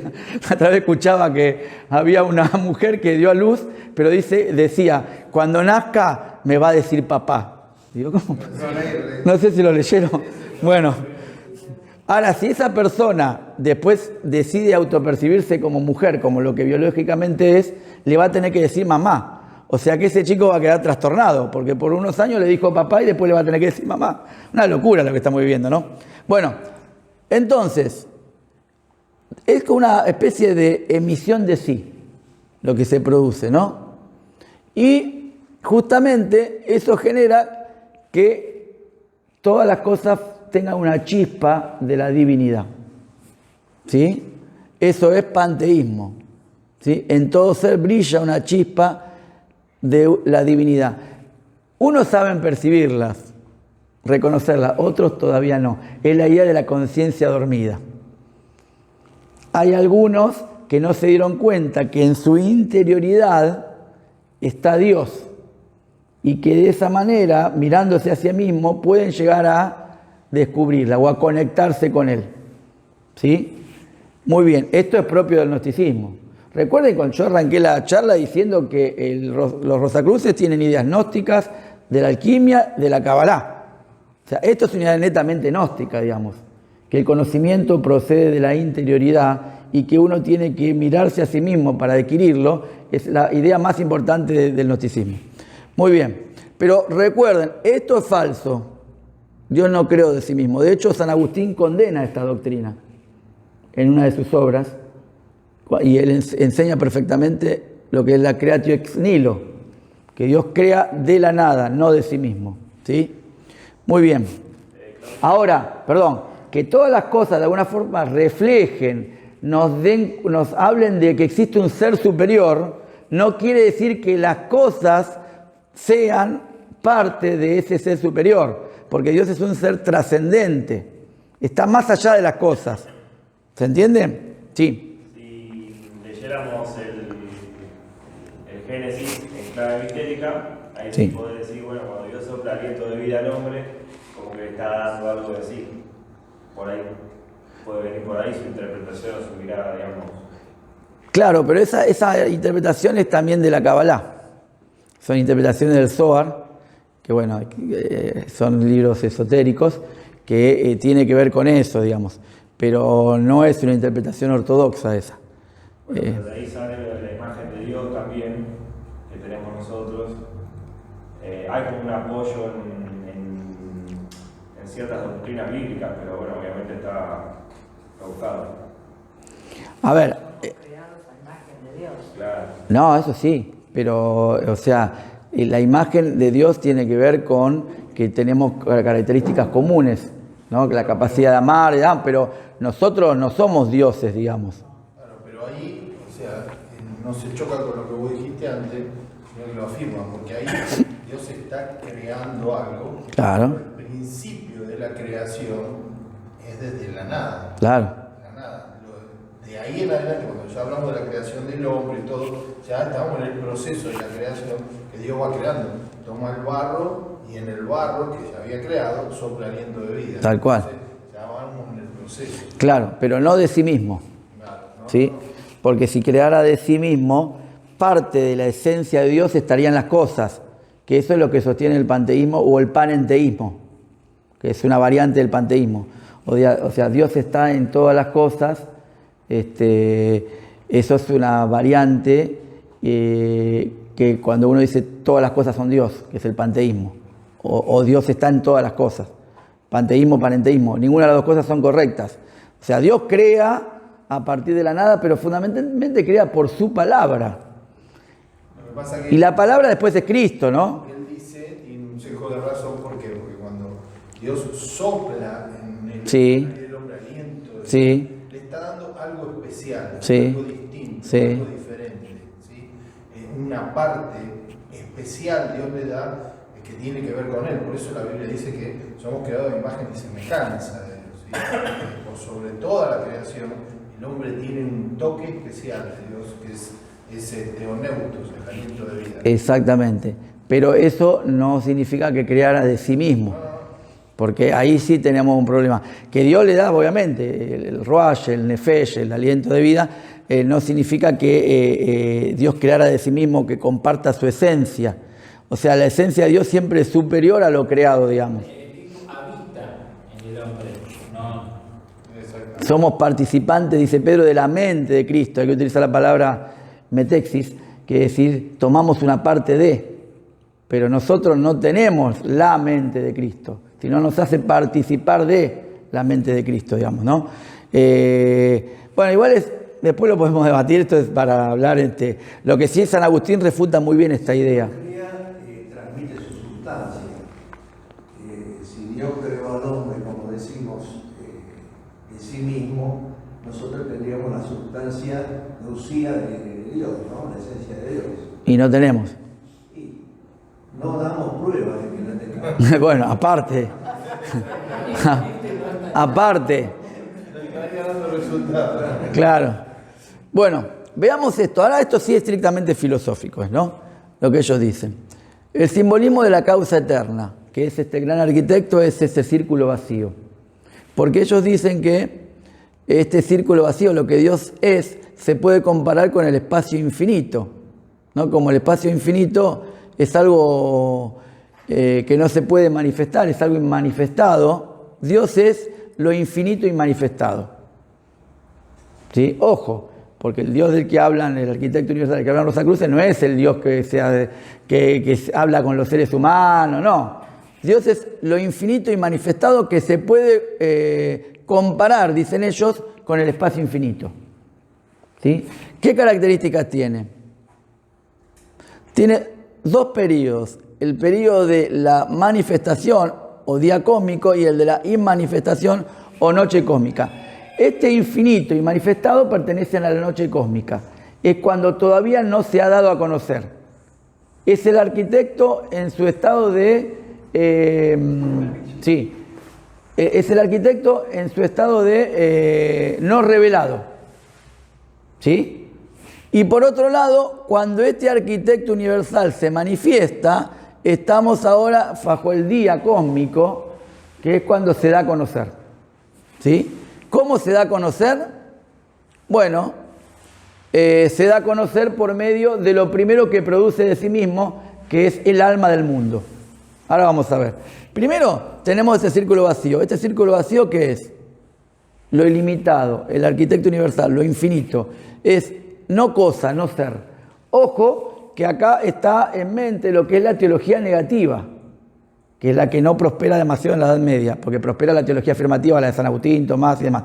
Estos Escoto Orígenes, Nicolás de Cusa, el pseudo Dionisio, son los que dicen que nombrar a Dios, decir que Dios es amor, es reducirlo ontológicamente. O sea, cuando yo digo que Dios es amor, lo estoy limitando a Dios al lenguaje de los sentidos. Por lo tanto... Dios es amor y más es amor. Exactamente, son los filósofos del superlativo. No puedo decir que Dios solamente es amor, porque sería reducirlo al lenguaje de los sentidos. Entonces, ¿cómo lo califican? Dios es no cosa, es no ser. ¿Pero por qué es no ser? Porque es más allá del ser. Es una ente, vamos a llamarle supraontológico. Está más allá del ser. ¿Me van siguiendo? Es más filosófico esto. Dije que era más filosófico. Lo que pasa es que cuando uno nombra, sujeta. Exactamente. Cuando uno nombra, sujeta. Por eso Spinoza, al que lo echaron de la sinagoga, Spinoza fue el judío que lo echaron de la sinagoga porque, por algunas cosas que no creía de los judíos, dice, definir el infinito equivale a negarlo. Si yo digo Dios es, ya de alguna forma lo estoy reduciendo al lenguaje de los sentidos, le estoy atribuyendo o conceptualizando desde el lugar del ser, pero Dios está más allá del ser. Y lo que pasa es que los seres humanos tenemos esta idea de siempre acotar, definir, o en los términos que nosotros... Exactamente. La primera definición o acotamiento de Dios es Cristo. Porque Dios se da a conocer por medio de Cristo. Y ahí se limita. Porque Cristo es la imagen visible del Dios invisible. Podemos conocer al Dios, el Deus Esconditus, por medio de Cristo. Cristo nos da a conocer a Dios. Pero recuerden que el Dios que se manifiesta en la zarza que no se consumía, ¿cómo se da a conocer? Yo soy el que soy. ¿Pero qué nombre es ese? ¿Qué quiere decir yo soy el que soy? El no nombre, es la eternidad, lo indefinido, lo inmanifestado, digamos. ¿Sí? Recuerden que el nombre de Dios son los 4 consonantes enunciales mayúsculas, el famoso tetragramatón, porque las vocales, Jehová o Yahvé, se la ponen recién en el siglo IX en los masoretas. Y por eso la tradición judía no lo escribía ni siquiera. Exactamente. Ni hablar de nombrarlo. En lugar de Yahvé ponían Adonai, ¿sí? El Señor. Bueno, pero lo que quiero decir esto es que hay un lado de este ser, de este arquitecto inmanifestado, que podríamos llamar... Nosotros como cristianos hemos perdido mucho de ese concepto de Dios, ¿no? Porque uno va a la iglesia y escucha papito, mamita. Sí, bueno, ahí sí. Se ha perdido ese concepto de que Dios es inalcanzable, aún para el lenguaje, bueno, sobre todo para el lenguaje. Tal cual. Bueno, lo que pasa es que la teología que trascendió en Occidente es la afirmativa, es la de San Agustín y la de Tomás sobre todo. En cambio, los grandes teólogos, teólogos y filósofos en realidad, de la Edad Media, que fueron Escoto Orígenes, Nicolás de Cusa, no fueron reconocidos porque justamente por su predicativa de la filosofía del no ser, digamos. ¿Sí? Dios sería desconocido por todas estas cualidades negativas, digámoslo así, si Él no se hubiese revelado. Él permanecería desconocido como algo que... Claro, sí. Pero nosotros tenemos una revelación de Dios. Sí. Por eso que sí podemos entablar una relación. Tal cual. Sí. Y de hecho, sí. Dice, en el Antiguo Testamento dice, los cielos cuentan la gloria de Dios y el firmamento la obra de sus manos. Después, el Señor Jesucristo es la máxima revelación que nosotros podemos alcanzar de Dios, el Dios mismo hecho carne. Por eso el apóstol dice, en él habita corporalmente la plenitud de Dios. Tal cual. Es la mayor muestra de Dios que nosotros podemos entender. Exactamente. Por eso ahí hay una reducción ontológica del Dios inmanifestado, porque Dios se reduce a sí mismo al tomar un cuerpo en la persona de Cristo para que nosotros podamos comprenderlo. Pero eso lo puede hacer un Dios personal. Sí, sí. Ahora, acá Sí. estamos hablando de algo, no cosa, no sé. Claro, ellos hablando de que una no se cosa. manifiesta, pero ¿cómo puede hacer eso algo que no es personal? Claro, no, eso... Es una pregunta que yo le haría a ellos, ¿no? sí, tal cual. No, ese es un... Serían los judíos, los hebreos. Es decir, tiene que haber una posibilidad de acceder a Dios que nosotros no conozcamos, porque si no los judíos no conocían a Dios, o no se podían acercar, o no lo podían mencionar. Y después los cristianos nos referimos a Dios observando a Cristo, que no es propiamente Dios, sino que tiene la esencia de Dios y es parte de Dios. Ahí hay una confusión, ¿no? Pensar de que lo que se encarnó es Dios, porque ninguna carne puede soportar a Dios. Entonces tenemos que pensar realmente qué es lo que se encarnó. Claro, No es sencillo decir Dios se encarnó. No, pero... Porque si Dios se encarna, entonces la carne esa no es carne. Pero ¿cómo sabe que se encarnó? Dios se hizo Porque es la carne. Biblia. Sí. Bueno, pero ¿cómo tenemos la revelación de la Biblia? Bueno. No, bueno, pero ahí no vamos a tratar. A ver, Juan 1.14, y aquel verbo fue hecho carne y habitó entre nosotros. Bueno, más allá de eso, lo que yo estaba haciendo era otro punto. Que en esta concepción, porque puede ser el Dios judío, el Dios cristiano, ambos parten de un concepto de un Dios personal que puede manifestarse y puede revelarse, puede salir de esa inmanencia, manifestarse a los seres humanos. En cambio, acá se está postulando que ese Dios puede hacer eso, pero no está hablando de un Dios personal. No. Está hablando de un ser que está bien, es ilimitado, infinito, pero es una no cosa, es un no ser. Claro, no, pero pará, no es que es una no cosa en el sentido despectivo, es una no cosa en el sentido que lo que Dios es, este arquitecto universal, es incomprensible para la mente humana. Por eso definir y hablar en términos afirmativos de Dios es reducirlo ontológicamente, porque Dios no es amor simplemente, es mucho más que eso. Entonces los teólogos... En su palabra dice Dios es amor, o sea, lo está limitando para que nosotros... Exactamente, pero Dios es mucho más que nosotros, lo que nosotros podemos conocer de Él. De hecho, el apóstol Pablo mismo dice, en parte conocemos. Ahora, eso que poquito que conocemos nos alcanza para la salvación y la santificación, que para nosotros es demasiado ya. Pero digamos, lo que Dios es en sí mismo, vamos a decirlo más técnicamente, el conocimiento que Dios tiene de sí mismo es algo que nosotros no podemos saber. Entonces, cuando nosotros definimos a Dios, lo estamos encapsulando al lenguaje de los sentidos. Y el lenguaje de los sentidos es finito, porque nuestra mente es finita. Eso es lo que quieren decir los Rosacruces. Pero los Rosacruces no hablan de un Dios personal. Nosotros los cristianos creemos que ese Dios, no solo que es un Dios que es trascendente, sino que se hizo hombre en la persona de Cristo, que habitó entre nosotros. ¿Sí? Y no es Cristo se hizo hombre en la persona de Jesús. Que Cristo se hizo hombre en la persona de Jesús. O que Dios estaba en Cristo reconciliando consigo mismo al mundo. Y no es una limitación para Dios haberse hecho hombre o habitar en la carne. No, lo dice el apóstol Pablo. Nosotros no lo podemos comprender o lo analizamos desde nuestro punto de vista, pero Él es Dios. Claro. Entonces puede hacerlo como quiere. El cual, siendo forma de Dios, no estimó el ser igual a Dios. Exactamente. Nosotros hay cosas que no comprendemos, muchas veces la gente no acepta, como por ejemplo el nacimiento virginal. Aceptamos con total libertad que tomen un óvulo y un esperma, Claro. lo metan en un frasquito, lo sacudan, hay una fecundación in vitro. Ahora no aceptamos que Dios haya hecho el nacimiento virginal en María. Pero si es Dios, ¿cuál es el límite? No. Si el hombre puede mezclar dos ¿Cuál es el cosas. límite? No, ¿cuál es el sentido? Claro, ¿cuál es el Bueno, el sentido es nacer justamente para salvar a los seres humanos, digamos, un sentido salvífico, redentor. Ese fue el propósito de las encarnaciones. Ahora, Claudio, sí.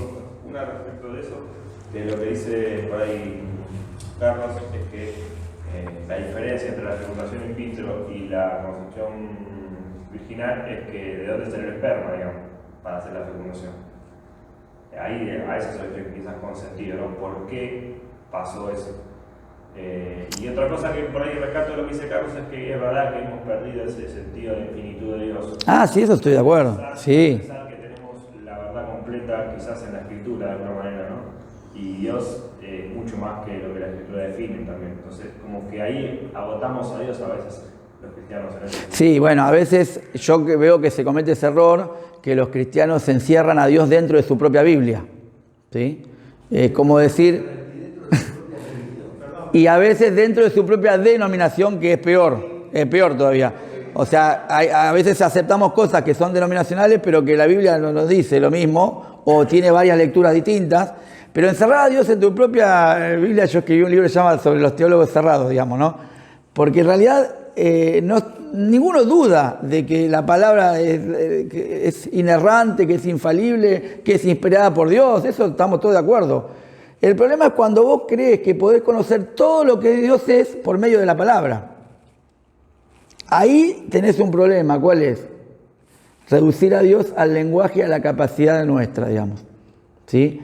Creo que la palabra nos permite conocer en parte a Dios y eso es suficiente para salvarnos y santificarnos. Pero que Dios es mucho más del conocimiento, que Dios es mucho más grande que el conocimiento que nosotros podemos tener de Él, eso no hay ninguna duda, digamos. Es que yo pienso, ¿no? Y eso es lo que creo que Carlos dice que se ha perdido. A veces como que lo rebajamos a Dios, papito, papi, qué sé yo, y como que... Bajo mi experiencia en este momento, puedo decir que ponemos en la palabra, bueno, morimos, vamos al juicio, bueno, no lo terminamos de conocer a Dios, porque Él es mucho más, lo desconocemos creo que totalmente, porque no sabemos con el alma que se ha ido, qué es lo que está pasando. O sea, su perdón, su amor, hasta en eso desconocemos a Dios totalmente. Conocemos una parte nada más. O sea, es mi humilde opinión y es lo que yo tal vez en mi locura vengo pensando, que no lo conozco totalmente a Dios, qué es lo que ha pasado con el alma de mi esposo. Y creo que está bien. O sea, en la Biblia no llego a encontrar lo maravilloso que puede ser Dios. Es una No sé si me entienden. Sí, es una relación progresiva y vamos a conocerlo cuando partamos. Claro. Yo creo que... Conocemos lo Sí. que realmente necesitamos. Exactamente. Y es suficiente.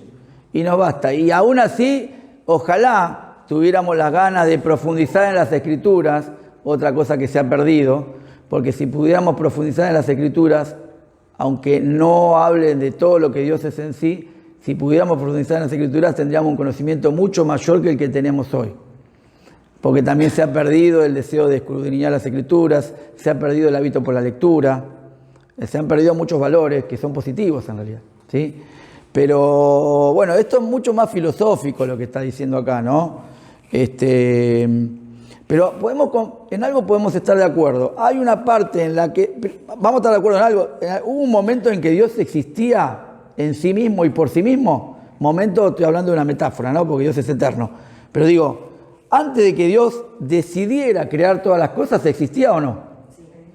Si no, no hubiese creado nada, digamos. Ese momento se llama esto, el infinito inmanifestado. Claro, porque Dios existía en sí mismo, pero no se había manifestado todavía. Es lo que llaman metafóricamente la noche cósmica. Es metafórico, porque la noche, ¿qué quiere decir? Hay oscuridad. Existe Dios nada más, ¿sí? Ahora, cuando Dios decide crear, pasamos al día cósmico. Y ahí estamos en el periodo de la manifestación. Por lo tanto, hay un periodo que podríamos llamarle preontológico, en el que solamente existe Dios, que es un periodo que pertenece a la noche cósmica o a la inmanifestación, y hay otro periodo que podríamos llamar ontológico, en el que surge el ser creado por Dios y que podríamos hablar del día de la manifestación. ¿Estamos de acuerdo? Perfectamente filosófica. ¿Qué? En esta concepción se emana, no se crea. Sí, ya sé, sí. Nosotros, en esta concepción es verdad lo que dice, se emana. O sea, Dios emana de sí, no crea a partir de la nada. Sí, que es distinto. Pero digo, en esto filosóficamente estaríamos de acuerdo, porque no dicen nada que vaya en contra de la Biblia y es perfectamente creíble esto. No podemos decir que Dios no existía antes de crear al ser humano y de crear las cosas. Es más, solo existía Dios. Por eso, esta concepción es una concepción monista. ¿Por qué? Porque solo existe Dios. Todo lo demás somos chispas de ese mismo Dios. Entonces, los Rosacruces sostienen ¿qué cosa? Un monismo ontológico. Lo único que existe es Dios. Todos nosotros y las cosas somos manifestaciones de ese Dios. ¿Sí? Muy bien. ¿Se entendió esta parte? Porque acá viene usted, Pablo, dígame la hora porque me voy a perder. ¿Ya son las 9? ¿En serio? 10 minutos. ¿9 y 10 o 9? Menos 10. Bueno, voy a tratar de ver si en 10 minutos terminamos. Bueno, creo que vamos a terminar.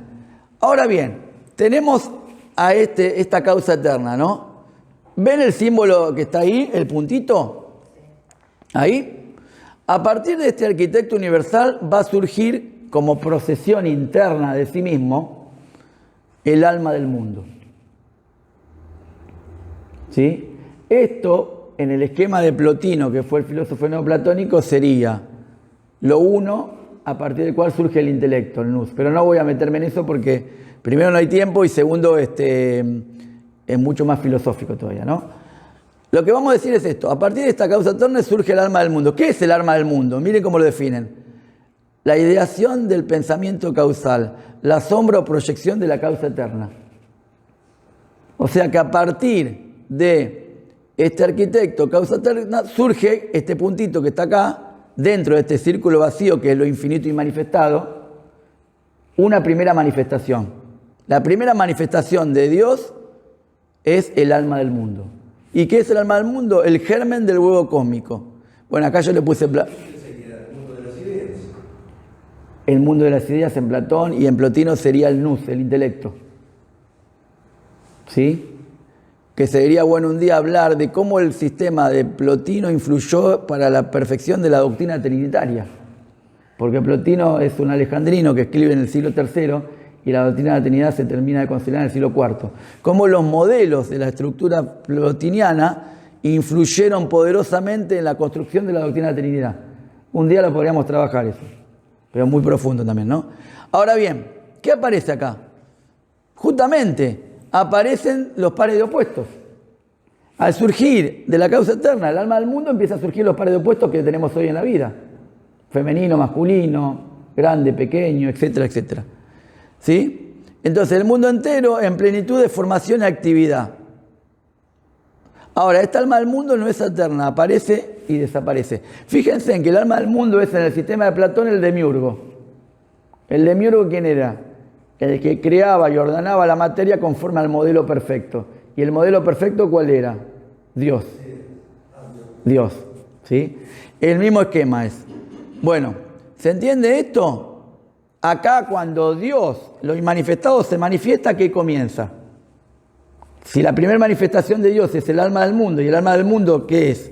Los pares de puestos, las cosas que existen, ¿qué comienza? El tiempo. La temporalidad. Porque cuando Dios existe en sí mismo, solo existe la eternidad. El tiempo comienza a existir a partir de la primera manifestación de Dios. Cuando Dios decide crear. En este caso no crea, porque el alma del mundo es emanación de Dios. Acá estamos hablando de emanación, no de creación. Dentro de la doctrina Rosacruz, ¿no? ¿Se ve o no? Bueno, es más filosófico, pero los Rosacruces son muy filosóficos, digamos. No es una secta común que toma de la Biblia. Acá estamos hablando de un sincretismo filosófico que toma de la alquimia, la cabalá, de las ciencias ocultas, ¿sí? Del hermetismo. O sea, es mucho más filosófico el tema. Bueno, ahora bien, y acá van a venir muchas cosas que se están viendo hoy en las iglesias evangélicas, ¿eh? Sobre todo la idea de llamar a Dios papá y mamá. Que en las iglesias metodistas yo lo conozco porque lo he escuchado también. Se dice papá, mamá, a Dios se lo llama madre. Esto no está bien. Ellos te dicen, pero Dios es el neuma, es espíritu, es andrógino, no es varón o mujer. Sí, pero Cristo nunca dijo madre. En la Biblia Cristo siempre se refirió a Dios como padre. Por lo tanto no tendríamos que llamar madre, ¿no? Pero bueno, lo que quiero decir, ¿de dónde surge estas ideas, no? Este alma del mundo, dice, es un individuo que reúne los dos sexos. Claro, porque si el alma del mundo es la primera manifestación, la primera emisión de la causa eterna o el arquitecto, vemos que en el mundo están los dos sexos, digamos, ¿sí? El par de opuestos es masculino o femenino. Ahora, ¿de dónde surge esto? De este mito del dios Hermes y la diosa Afrodita. Estos se unieron en un solo cuerpo mientras se estaban bañando con la ninfa Salmacis.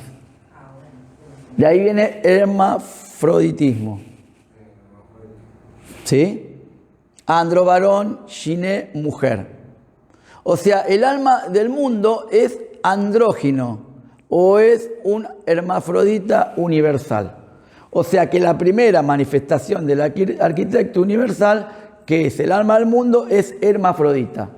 Pero no se asusten por los términos. Hermafrodita quiere decir que reúne tanto lo masculino como lo femenino. Los pares de opuestos. Cuando surge el mundo, surge el tiempo, la materia y la temporalidad. Y la materia, el tiempo y la temporalidad está reunido en pares de opuestos complementarios. Pares de opuestos complementarios. Esto también lo vieron los gnósticos con la idea de las exigías. Sí, pero es otro tema. Bueno, es el tema de ustedes, porque ellos me conocen que el gnóstico hemos hablado, algunas charlas hemos tenido. Bueno, el alma del mundo que permite esto justamente, que surjan todas las cosas que tenemos hoy. En la Biblia, el que cumple esa función, ¿quién es? De los tres personas de la Trinidad, digamos.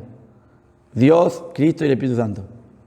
¿Qué permite que funcione? El que opera como ordenar las cosas del mundo. No, el Espíritu Santo. El Espíritu Santo es. Pero dice que las cosas fueron creadas. No, eso es el nous. Los modelos están en el verbo, pero el que permite, el que se mueve sobre la faz de la tierra, ¿qué es en el Génesis? ¿Quién es? El Espíritu Santo es. Ahora bien, ese viene a ser el Espíritu Santo lo que para los Rosacruces viene a ser el alma del mundo. Y en el modelo de Platón, ¿quién es? El demiurgo. El que ordena las cosas conforme a las ideas es el demiurgo. ¿Sí? Bueno, en el modelo de Pitágoras, a partir de lo uno, de la mónada, va a surgir la díada. La díada es justamente la división de lo uno, la que permiten las cosas opuestas. ¿Sí? Pero bueno, eso para otro día si hablamos de Pitágoras. Bueno, ahora miren lo que tenemos ahí. El símbolo del alma del mundo, ¿qué hay ahí? Ya voy terminando, ¿eh? ¿Qué hay ahí? Una cruz y el círculo.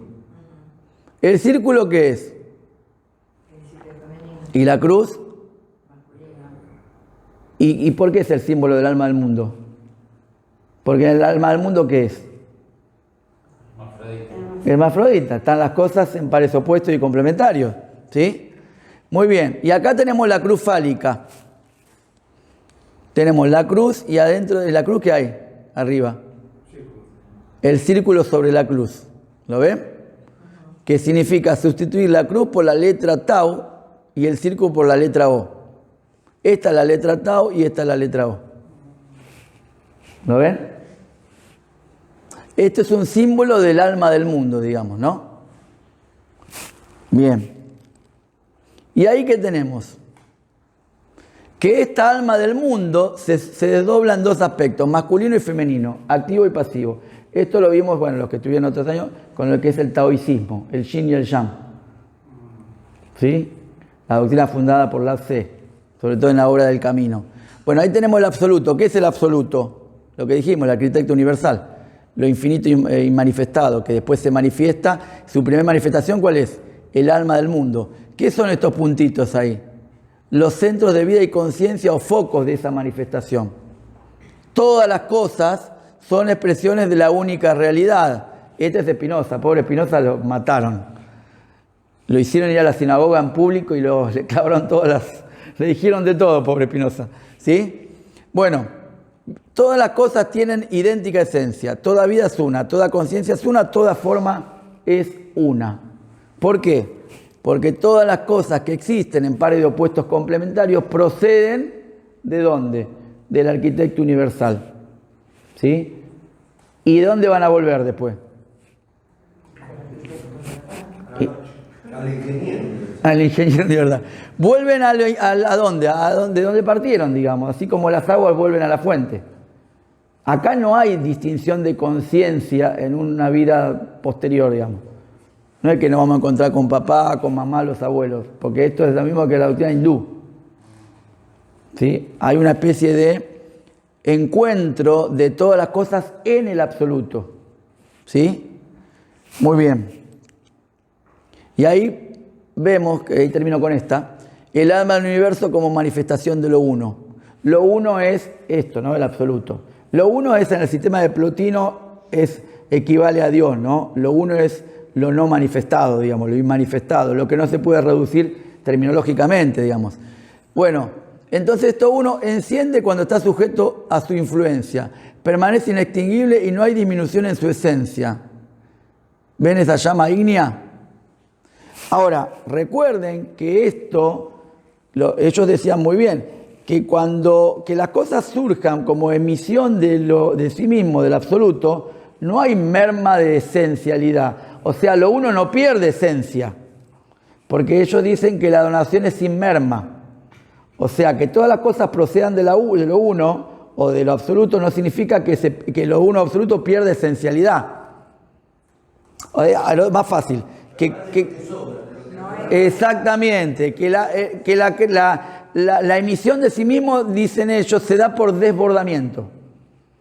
Así como una gran fuente desborda agua, todas las cosas existen por desbordamiento y es una donación sin merma, o sea, sin pérdida de la esencialidad, y además es una donación gratuita, dicen, por generosidad de lo uno. ¿Se entiende? Y de esa generosidad después vuelve a lo uno. Todos nosotros que somos destellos o chispas de esa divinidad, volvemos a la unidad. ¿Por qué volvemos a la unidad? Porque solo existe una sola cosa, que es Dios. ¿Se entiende? Eso es un monismo ontológico. Solamente existe Dios. Bueno, acá termino. Termino acá si cumplimos con el horario. Igual que di casi todo lo que tenía que dar. Quedó un poco claro, vimos mucho, digamos, ¿no? Son ideas muy... Porque los Rosacruces son más filosóficos, ¿no? No es como los testigos de Jehová. La parte filosófica es muy interesante. Es muy interesante. Pero ojo, no es interesante porque lo digan los Rosacruces. Es interesante porque ya lo dice la filosofía de Plotino, de Pitágoras, porque están retomando cosas que... De hecho, ellos dicen que eran Rosacruces, o sea, ellos lo llevan para su... A ver, ¿y dónde los encontramos? ¿A quiénes? ¿A los Rosacruces? Probablemente conozca alguno, no sé. Claro, tal cual. Sí, debes tener alguno. Yo, de hecho, me encontré con uno que después me di cuenta que era masón porque se enojó cuando le prediqué y me habló de la iglesia apostólica romana, creyendo que era católico yo. Así hablan de los católicos, le dicen la iglesia en vez de apostólica romana. Bueno, se enojó, casi me pega. En serio le estoy contando, hace 2 años atrás. Y ahí me enteré que era masón y bueno, no le gustaban las ideas que yo le hablaba. Yo le hablaba de Cristo y él se resistía y me hablaba mal de la iglesia, de Cristo. Porque generalmente son personas que desprecian todo lo que tiene que ver con la Biblia. Y si vos lo provocás un poco... No, él estaba hablando de un masón acá. En este caso un masón, grado 6 tenía. No era tampoco tan elevado, pero bueno. No sé, con un grado 33 no voy a hablar nunca porque no creo que me lo pueda contactar tampoco. Pero lo que quiero decir es que generalmente, como dice el pastor, no son de decir, no dicen yo soy Rosacruz. No. Digamos, pero sí los que dan cátedra, sí, en YouTube ponga y tiene un montón de personas que... Algo que no mencionamos por experiencia con mi vecino Rosa, Sí. que por lo menos él estaba muy metido con todo el tema de la astrología. Sí. No, es que es sea ciencia para ellos. todo estos conocimientos les atrae todos los tipos de... Él, creo que lo mencioné la vez pasada, él hacía sanidades a través de la astrología, Sí, sí, no, aparte está la... Mejor dicho, detectaba enfermedades en una persona Sí. a través de sus cartas natales. Y está la parte de la magia también. Ellos manejan la magia, también practican lo que es la alquimia mental, no solo la transformación de la mente, o sea, son... Van adquiriendo conocimiento y piensan que su mente es superior a la tuya y que ellos pueden manejarte a través de la mente. Sí, sí, sí. O vas a ver que ellos siempre te hacen miradas profundas o se quedan mirándote y no te hablan. Estoy entendiendo lo que pensaste, dice. Como que está un nivel más allá. Sí, sí, sí. Sí, bueno, son personas que entiendo que pertenecen y sirven a Satanás. Satanás le va dando dones y esos dones los manifiestan y los utilizan. Así como nosotros como cristianos usamos nuestros dones, ellos usan sus dones también, digamos, ¿no?